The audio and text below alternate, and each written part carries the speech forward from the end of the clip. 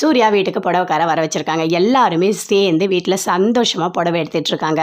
பாருங்கள், இது கல்யாணத்துக்கு யார் யாருக்கு புடவை வேணுமோ எல்லாருமே எடுத்துக்கலாம் அப்படின்னு சொல்லிட்டு இருக்காங்க.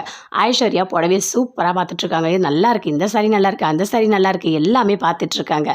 அப்போது விஜய் நீயே பாரு அப்படின்னு சொல்கிறாங்க. விஜயும் புடவையை பார்க்குறாரு. பார்த்துட்டு இந்த புடவை நல்லாயிருக்கா, அந்த புடவை நல்லாயிருக்கா அப்படின்னு சொல்லிட்டு அனாமிகா கேட்டுகிட்டே இருக்காங்க. வீடு வச்சே பார்த்துடலாம் அப்படின்னு சொல்லிட்டு விஜய் அப்படி தோல் மேலே வச்சு பார்க்குறாரு.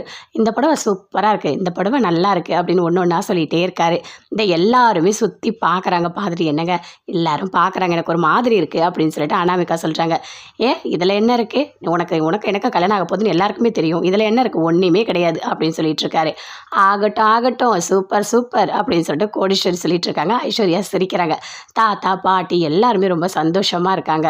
காயத்ரி சிரிச்சிட்டே இருக்காங்க. என்ன இவன் இதெல்லாம் பண்ணிகிட்டு இருக்கான் அப்படின்னு சொல்லிட்டு சூர்யா கேட்குறாரு. அவரை விடுங்க, நைட்டு நீங்கள் எப்படி பட்டை போட்டுருந்தீங்க நான் சொல்லட்டுமா எல்லாருக்கிட்டையுமே அப்படின்னு மக்கா சொல்கிறாங்க. ஐயோ வேண்டாம் வேண்டாம், சரி நான் உனக்கு சாரீ எடுத்து தரேன் இரு அப்படின்னு சொல்லிட்டு போயிட்டு சாரீ எடுத்துகிட்டு வராரு.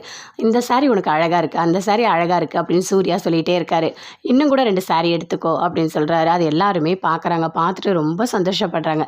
எல்லாம் முருங்கைக்காய் பண்ணுற வேலை அப்படின்னு சொல்லிட்டு கோடீஸ்வரி ஐஸ்வர்யா கிட்ட சொல்லி சிரிச்சிட்டு இருக்காங்க. இல்லைங்க ரொம்ப காஸ்ட்லியாக இருக்குது சாரீ, எனக்கு ஒன்று போதும் அப்படின்னு மக்கா சொல்கிறாங்க. அதெல்லாம் பற்றி நீ கவலைப்படாத, நீ எடுத்துக்கோ அப்படின்னு 2-3 சாரீ எடுத்து கொடுக்குறாரு. இதை தாத்தா பாட்டி எல்லாருமே பார்த்து பயங்கரமாக சந்தோஷப்பட்டுட்டு இருக்காங்க. அப்போ கௌதம் யோசிக்கிறாரு, என்ன எல்லாரும் புடவை எடுத்து கொடுக்குறாங்க, நாம் எடுத்து கொடுக்கலாம், அதுக்கு வேற ஒரு குறை சொல்லுவாளே. ஐஸ்வர்யா நீயும் புடவை எடுத்துக்கோ அப்படின்னு சொல்லிட்டு கௌதம் சொல்கிறாரு. என்னங்க நீங்கள் இப்படி சொல்லுவீங்கன்னு எனக்கு தெரியும், அதனால தான் நான் இந்த சாரீலாம் எடுத்து வச்சுருக்கேன்.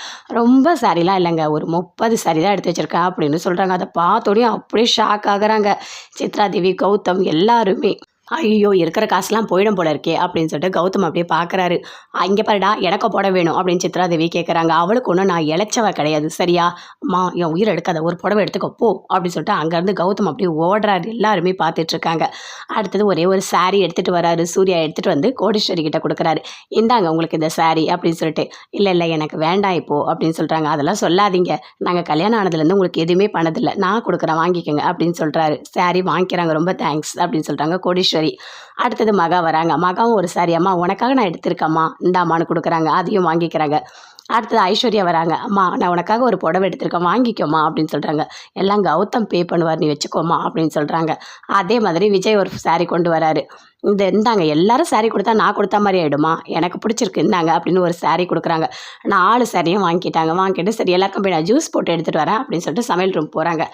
ஜூஸாக போடுறேன், ஜூஸ் இரு வரேன் அப்படின்னு சொல்லிட்டு சித்ராதேவி அப்படி பின்னாடியே போகிறாங்க. ஜூஸ் எல்லாம் கலக்கிட்டு இருக்காங்க. அதுக்குள்ளே ஏதோ போட்டு அப்படியே கலக்குறாங்க. கலக்கிட்டு என்ன கலக்குறீங்க அப்படின்னு கோடீஸ்வரி கேட்குறாங்க. அதுவா ஒன்றும் இல்லை ஒரு சக்கரை கலக்கிறேன் அப்படின்னு சொல்கிறாங்க. அப்படியே எல்லாருக்கும் எடுத்துகிட்டு போய் ஜூஸ் எல்லாம் கொடுக்குறாங்க. போ ஜூஸ் கொடுத்துட்டியா, நான் என்ன பண்ணி வச்சுருக்கேன்னு தெரியுமா, இன்னும் கொஞ்சம் நேரத்தில் தாத்தாவை தூக்கிட்டு எல்லாரும் சேர்ந்து ஹாஸ்பிட்டல் ஓட போகிறீங்க, அதுதான் நடக்க போகுது அப்படின்னு சொல்லிட்டு சித்ராதேவி அப்படியே வில்லங்கமாக யோசிச்சுட்டு அப்படியே நின்றுட்டே இருக்காங்க. எல்லாருமே ஜூஸ் குடிச்சிட்டே இருக்காங்க. சூப்பராக இருக்குது, நல்லா போட்டிருக்கீங்க அப்படின்னு சொல்லிட்டு ரொம்ப சந்தோஷமாக இருக்காங்க கோடீஸ்வரி. எல்லாருமே சாரீ எல்லாருமே எடுத்துட்டிங்களா, இன்னும் கூட ஏதாவது வேணால் எடுத்துக்கங்க அப்படின்னு சொல்கிறாங்க. இல்லை போதும். இதெல்லாம் பார்க்குறாங்க. அப்படியே ஜெயாவுக்கு பயங்கரமாக கோவம் வருது. என்ன எல்லாரும் பார்த்து கோடீஸ்வரியை பார்த்துக்கிறாங்க அப்படின்னு சொல்லிட்டு அப்படியே பார்க்குறாங்க. சித்ராதேவி ரொம்ப நக்கலாக